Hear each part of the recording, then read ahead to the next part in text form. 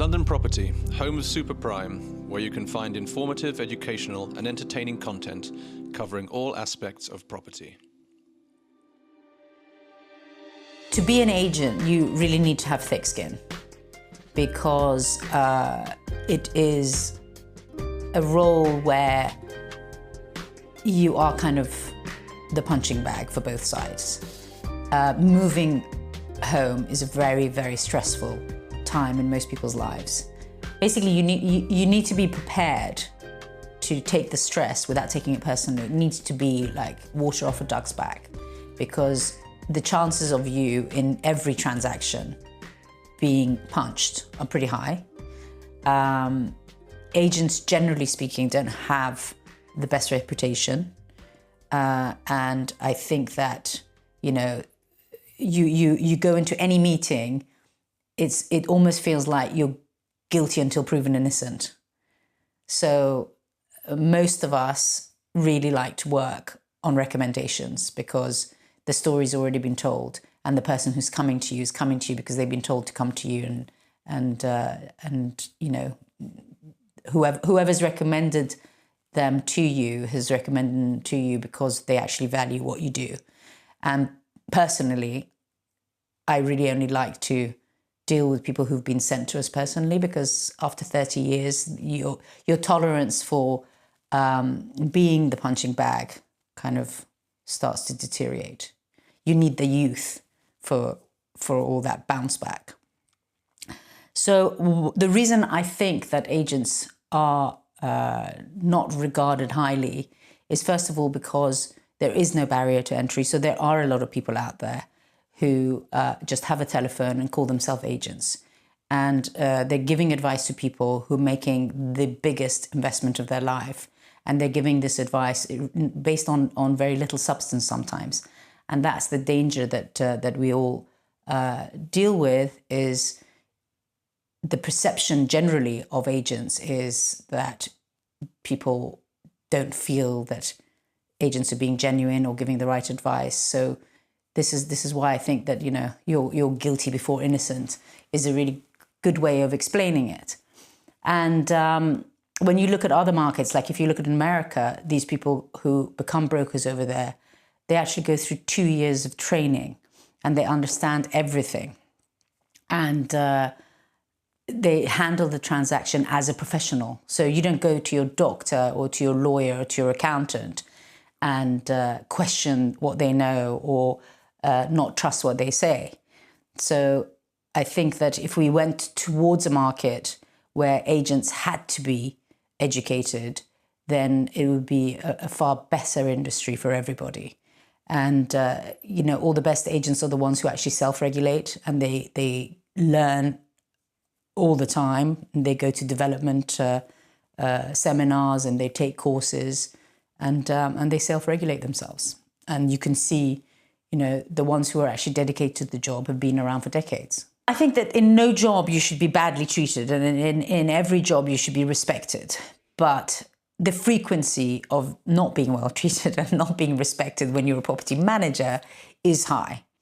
So property management, as a lawyer told me only a couple of weeks ago when we were having issues in a building with the property manager, he said, you know, it's a really thankless job. And basically your job as a property manager is to solve problems. So you're basically dealing with people at the height of their frustration, and every time you answer the telephone is because somebody wants to complain about something that's not working. They feel that I'm paying lots of money to rent this property and I want this fixed now. So you have to really, you know, in the politest possible way, educate the tenants into behaving in a tenant-like manner. And this is something that I find happens more and more and more in the more expensive homes. Because when somebody's paying, you know, £10,000, £12,000 a week, they expect to have a concierge service. So that management between what is a landlord's responsibility, which really boils down to mechanical, electrical, sanitation, you know, heat and water supply, does not really, you know, it's not an emergency if your Wi-Fi is not connecting to your, you know, widescreen TV on a bank holiday Monday. But when someone's paying £12,000 a week, they don't care about those details. So there's a fine balance here between keeping that tenant happy so that they stay longer for your client in the property, and politely educating them into how they should manage their expectations. So yes, a lot of property managers feel that they're badly treated, but what I always try to say, and this is something that's personality related, and not everybody can do it, but I always just tell people to just ignore it. It's not personal to you, you know. My father always used to say to me, 9 times out of 10, when you think someone's got a problem with you, it's because they have a problem. So if you think about it from those points of view, then, you know, it could actually be quite character building.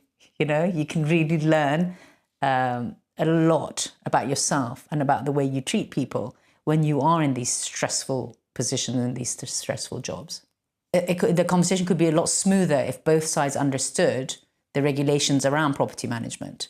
So you've got 2 different types of management. Obviously, you've got building management, and then you've got individual unit management where people are renting. So the building managers, I call the FYIs, because every time you get an email from a building manager, it's sort of FYI, and then it's up to you to read everything that's been going on in the trail. And I guess the reason that happens is because building managers are dealing with leaseholders who are the owners of the properties, so they're much more invested. So they expect that they're going to get into a lot more detail.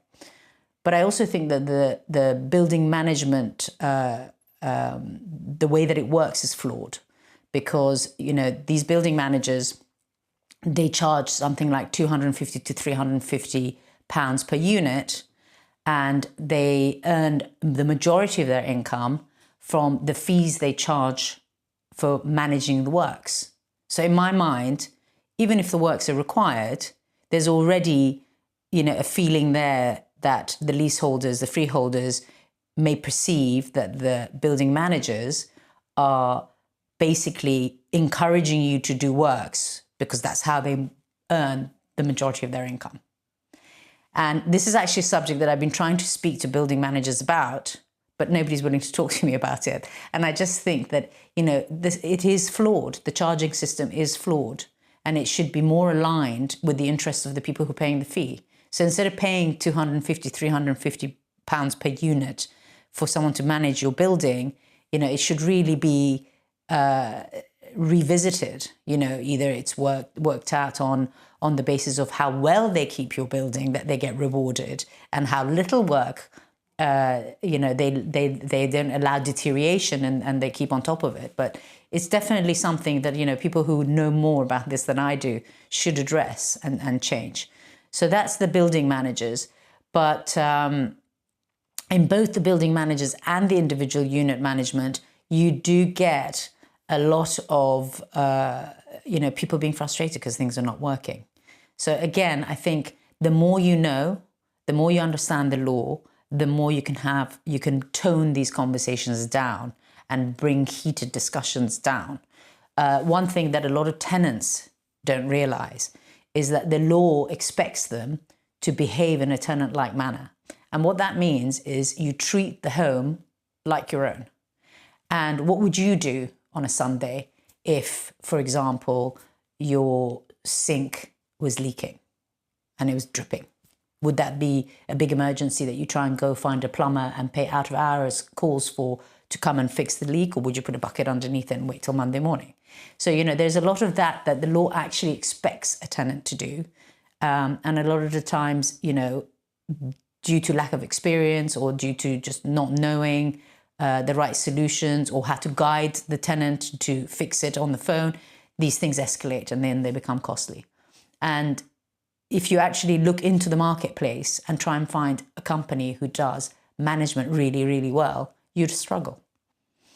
I think to be a good property manager, you need to be someone who's got a lot of experience and is meticulous, has great follow-up, and has a great black book of contacts. Because a lot of time what happens with management is you get let down by the third parties, but then the buck stops with you. So you will get all the stress from where, you know, the plumber went and didn't have his equipment, or went to order a part and didn't come back, or, you know, somebody was late because another emergency came up, so they didn't turn up on time. So a lot of the times, so you know, communication is key. So one of the things that they always tell you from the ombudsman schemes that regulate the industry, they say, keep communicating. So even if you're saying to the tenant that he's in a traffic jam, you know, he's still in a traffic jam. The traffic jam hasn't stopped, but at least you're communicating so the person doesn't feel like nobody's dealing with them. But I think that as the services improve and the communication with the service providers improve using technology, then property management will become easier. The reporting, so, you know, when a tenant reports something, if you're able to help them over the line, if you're able to get on a video call, you know, and as I say, again, if you have really reliable contractors, then that will make the process more efficient. And hopefully we'll get to a point where, you know, there will actually be specialists doing the job and doing the job well, rather than individual multi-landlords who do it because it's to their benefit to make sure that their properties are well managed so that their tenants stay. Because a happy tenant is a good tenant, and that's really key. You know, if every time you get screamed at and every time someone blames you for something that's completely out of your control, you get upset, then, you know, it's a very, very horrible job to be in. So if you are in that job and if you want to do that job, because actually, you know, the income from management is constant. So it's not like deals where you do a deal, you don't do a deal. Income from management is month on month on month. And actually the value of a company is much more dependent, if a lettings company is much more dependent on the number of managed properties they have, because there's certainty in income. So if that is the direction that you want to go, I would say lots of communication, great contractors, and, you know, keep talking to your tenants and keep explaining to them what's happening and what could go wrong. You know, I have told the plumber to come. If his car doesn't break down, and if he doesn't get stuck in a traffic jam, and if another emergency doesn't come up, he should be with you at such a time. Just keep that conversation going. And I think the way that you can turn that to help yourself, if it is a job that in fact you want to continue and you know, make it a career, is to take each problem as a challenge. How am I going to calm this person down? And how am I going to get them to see what really is the correct point of view, and, you know, get them on side? So you turn it into a bit of a game for yourself so that you can cope. You know, going back again, communication is key. If you document everything you do, then when somebody is screaming and shouting at you because something's gone wrong, but you've documented everything you've done from the beginning till now, you can just bring their attention to something you've told them about. And nobody can argue if they've already been told, right? They can say, you never told me, but they can't say, you never wrote that to me. So a really good practice, and this is something, I mean, you know, we've all been through all the stresses. I mean, I've been doing this for 30 years, and I remember being in tears in the beginning because of the things people used to say to me and the way but you have to keep changing your system. So when something goes wrong, you change your system, your personal system, and you adapt it so that the next time the same kind of thing goes wrong, you're already prepared. So part of my training, which was my father used to tell me at the beginning of my career in the industry, every time I had a telephone call with somebody, he's like, put it in writing. I'm like, I just got off the phone with the guy. He's like, put it in writing.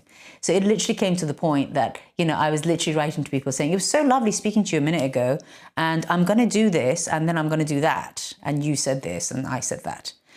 And then it becomes a habit.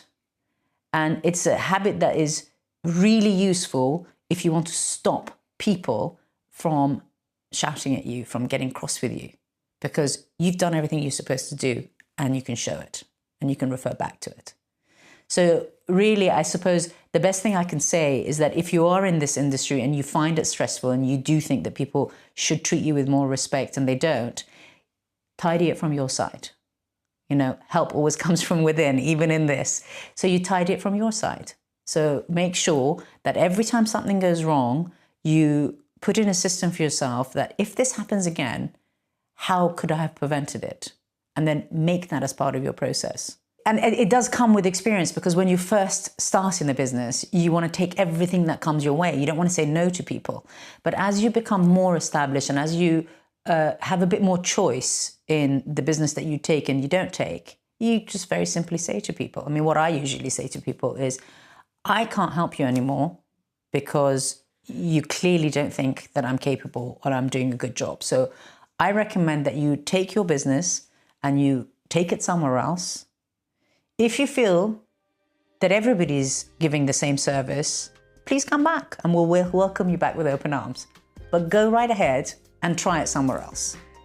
And if you have any questions and you want to know what we think or how we can help you, we're always here. We'll answer your calls. And, I think a lot of times in challenging situations, you actually have to turn it on its head and react in a way that kind of makes people stop and think, what? That wasn't what I was expecting at all. And then they will reassess their own situation. Thanks for listening to the London Property Podcast. Head over to londonproperty.co.uk and subscribe to our newsletter to receive latest updates.